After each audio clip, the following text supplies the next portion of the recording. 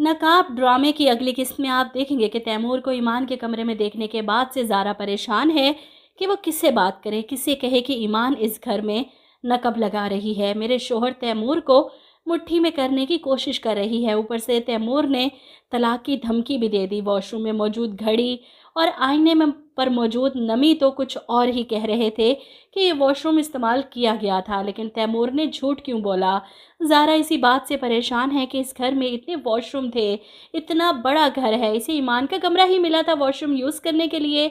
ऊपर से दोनों मुलाजमाओं की छुट्टी, इतने सारे इत्तफाकात एक साथ तो नहीं हो सकते थे। तैमूर को कैसे एक मिनट में बहाना मिलता है अपने आप को सच्चा साबित करने के लिए। इधर ईमान परेशान कि ज़ारा भाभी इससे नाराज़ हैं, पता नहीं मैंने ऐसा क्या गुनाह कर दिया जो वो मुझसे ऐसे खफा हो रही हैं।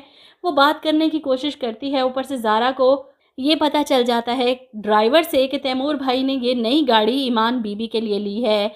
ज़ारा का शक और भी ज़्यादा यकीन में बदल जाता है कि कुछ ना कुछ तो गड़बड़ है। ऊपर से तैमूर का शोरूम वाला दोस्त इस गाड़ी को इस घर में देखकर परेशान कि ये तो तैमूर के दोस्त ने अपनी गर्लफ्रेंड के लिए ली थी, तो ये यहाँ पर क्या कर रही है। खैर ज़ारा अब हर तरफ से बातें सुनने के बाद ताई अम्मी को बताना चाहती है ये सब कि इनकी नाक के नीचे इस घर में क्या चल रहा है। वो कुछ बताने की कोशिश करती है, लेकिन तैमूर की वालदा ईमान के ख़िलाफ़ कुछ सुनना नहीं चाहती।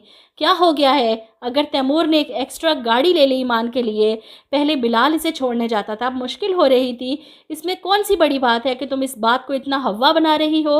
अभी तो ज़ाहरा ने वो कमरे वाली बात नहीं छेड़ी थी, अगर कुछ भी कहा तो शायद नुकसान इसी का हो, इसीलिए फ़िलहाल के लिए वो चुप कर जाती है। इधर ईमान आहत के साथ छत पर मुलाकात करने जाती है और ये बताने के लिए कि ज़ारा भाभी पता नहीं क्यों मुझसे नाराज़ हैं, समझ नहीं आ रही कि ज़ारा भाभी क्यों मेरे साथ ऐसा कर रही हैं। और नीचे खड़ी ज़ारा इन दोनों को एक साथ देखकर खुश होती है।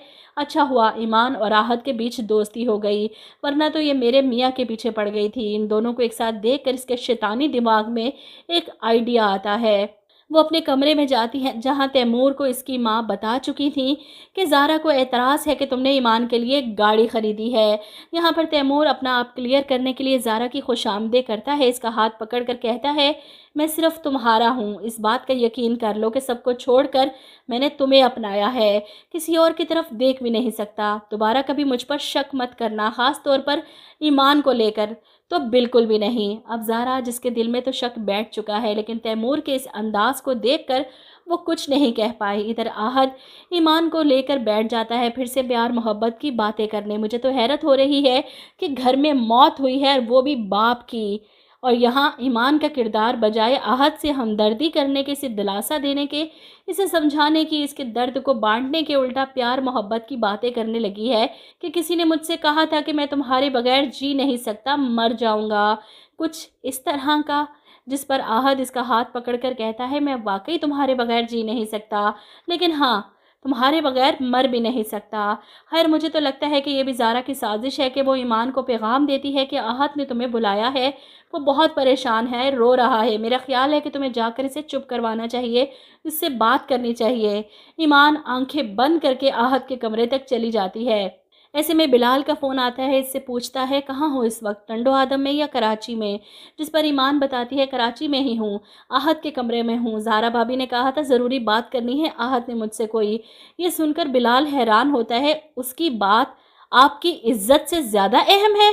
जिस पर ईमान जवाब देती है क्योंकि मेरी इज्जत आहत के लिए इसकी जान से बढ़कर है। बिलाल को समझ नहीं आ रही कि ये लड़की या तो पागल है या वाकई इतनी ही बेखौफ है कि इसे अपनी इज्जत की परवाह नहीं, किसी के कहने पर भी आंखें बंद करके यकीन कर लिया। आहत कमरे में आता है ईमान को यहाँ देखकर हैरान, तुम यहाँ पर क्या कर रही हो। इससे पहले कि ईमान कुछ कहती आहत के कमरे का दरवाज़ा नॉक होता है। आहत परेशान हो जाता है कि इस वक्त कौन आ सकता है। वो ईमान को चुप रहने का इशारा करता है और दरवाजे के पास आकर बाहर से आने वाली आवाज़ के बारे में सुनता है कि कौन हो सकता है। अब मुझे तो लगता है कि तैमूर होगा और ज़ारा ने ही प्लानिंग करके इसे आहत के कमरे में भेजा होगा ताकि वो ईमान और आहत को एक साथ एक कमरे में देख ले। लेकिन फ़िलहाल ये दोनों पकड़े नहीं जाएंगे, लेकिन ईमान डर जाएगी कि बिलाल ठीक कह रहे थे, मुझे यहाँ नहीं आना चाहिए था। और वहीं बिलाल ज़ाहरा को फ़ोन करके गुस्सा करता है कि तुम पागल हो गई हो क्या, आहत और ईमान की नफ़रत में तुम तैमूर भाई को दाव पे लगा रही हो। जिस पर ज़ाहरा कहती है मैं किसी की नफ़रत में तैमूर को दाव पर नहीं लगा रही, मैं तैमूर की मोहब्बत में लोगों से नफ़रत करती हूँ। अब बिलाल इतनी दूर बैठा परेशान है कि पता नहीं ईमान के साथ क्या हुआ होगा।